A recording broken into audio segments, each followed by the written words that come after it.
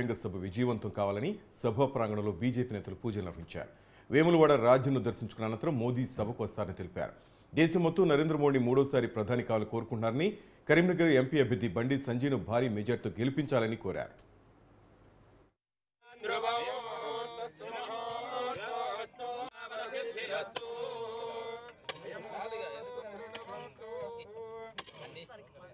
అక్కను తీయాలి తవుడు కాదు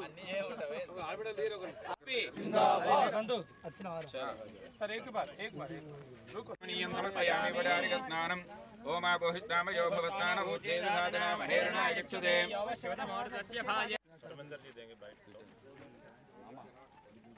हां इधर हां सर इकडे వచ్చి मंत्रे नमो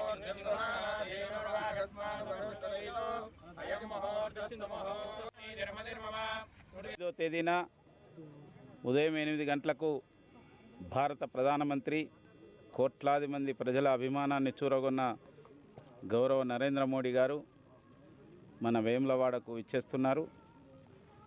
ఇక్కడ పెద్ద ఎత్తున శ్రీ బండి సంజయ్ గారు బీజేపీ పార్లమెంట్ అభ్యర్థికి మద్దతుగా సభ జరగబోతున్నది. ఆ సభ పేరు వేములవాడ జనసభ, కరీంనగర్ పార్లమెంట్. ఆ సభను విజయవంతం చేయవలసిందిగా ప్రజలందరికీ కూడా మేము విజ్ఞప్తి చేస్తున్నాం.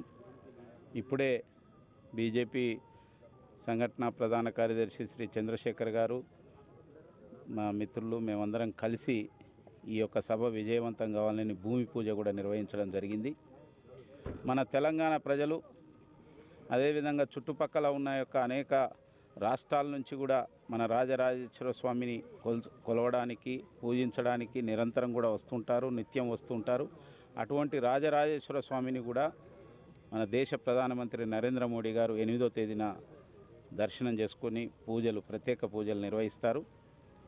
ఇప్పుడు జరగబోయే ఈ సభను విజయవంతం చేయాలని దేశమంతా కూడా నరేంద్ర మోడీ గారు వెంట నడుస్తుంది. తెలంగాణ కూడా